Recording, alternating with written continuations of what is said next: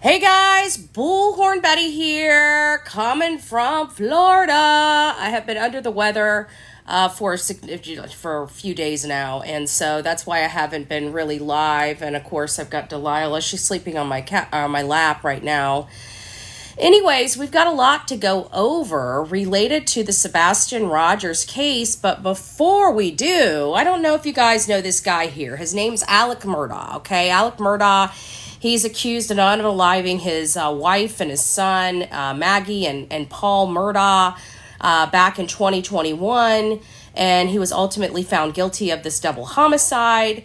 And he had a litany of financial crimes. He went to court for that. They gave him 40 years to serve consecutively.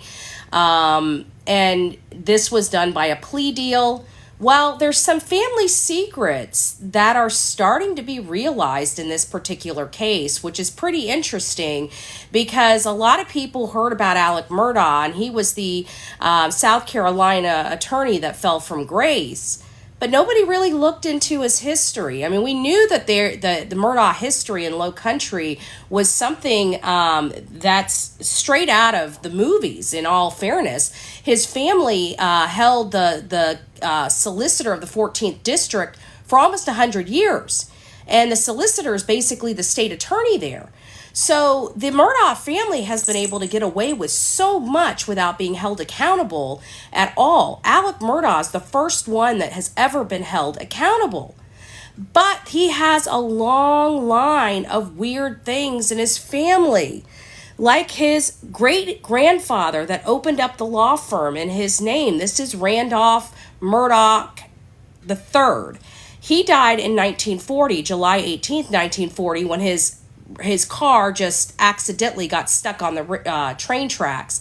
This was after a night of drinking, and his great-grandfather found out that he was ill. He was medically ill.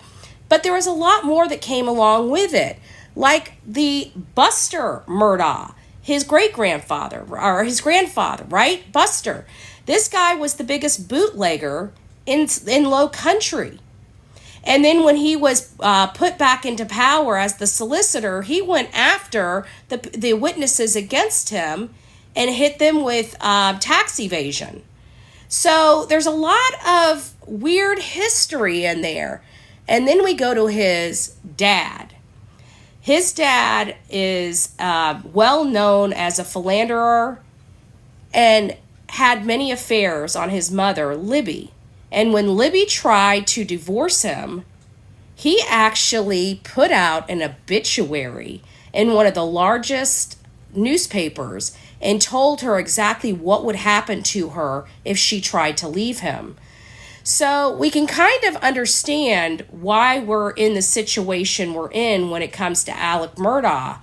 But I just thought their family history was interesting, to say the least, and wanted you guys to go over there.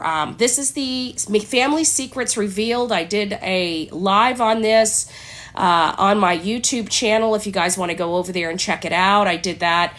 Again, I was a little under the weather. It wasn't really very long, but it did go through the family history, which is pretty interesting because we know about Alec, but not about anything else.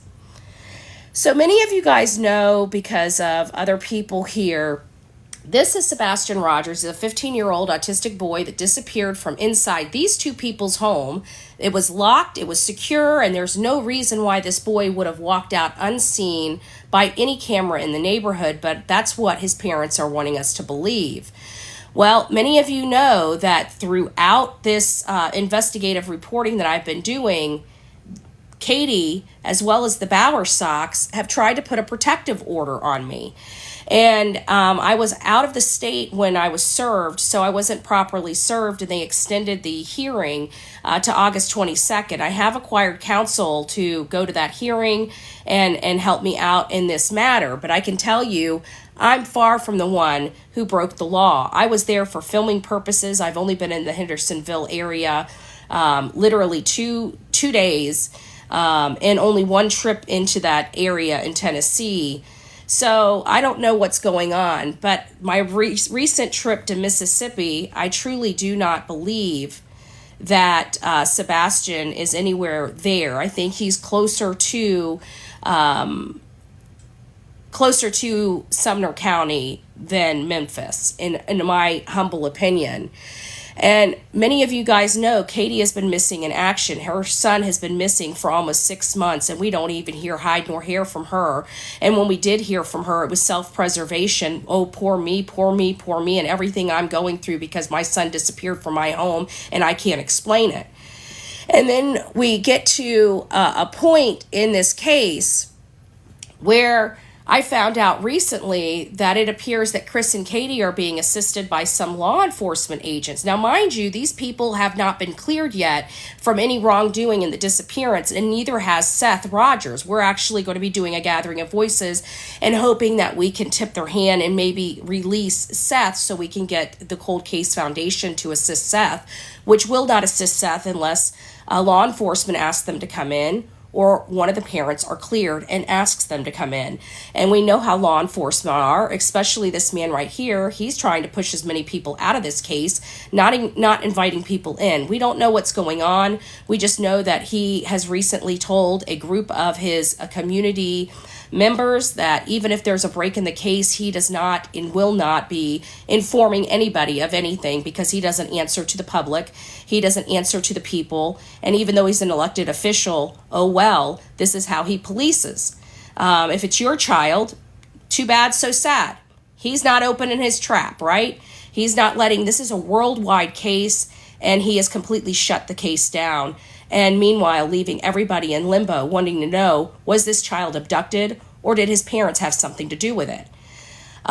If there's an abduction theory on the table and he is willfully misinforming his community, he's putting other people in danger.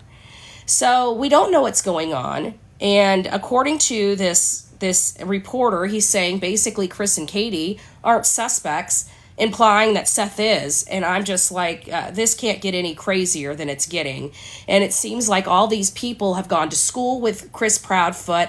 It seems like his family's in the department. And now we're going to start a writing campaign for an internal affairs investigation, as well as informing the state attorney and TBI of some of our concerns. And we're going to be doing that in the near future. And when I get those templates prepared, I'll let each and every one of you guys know. But right now, I'm like, you know what, the whole protective orders, and even though we know that they were malicious and it was for malicious prosecution and abusive process, it doesn't matter. They still put it on the record. And I brought up in a couple of my conversations that maybe Nina needs to take notice of these. I don't have Nina's information. I haven't contacted nor spoke to Nina, but I figured somebody probably did send this stuff over to her, letting her know that Chris and Katie and everybody are so they're so scared for their life that it might be, not safe for Faith to be there. And I'm hearing through back channels that Katie's losing her stuff over this because she realizes that she just put on the record that an attorney can pick up how unsafe her house is and how she has crazy people threatening her life and threatening the only other house that Faith could go to, the Bowersox's house. So I don't know what's going on, but it does sound like potentially, now this came from a third-party source. I have no way of corroborating this as true. I just got an email saying that Katie threatened to unalive herself if anything happened to Faith. I wish she would have that same tenacity for her own son that's been missing for 6 months.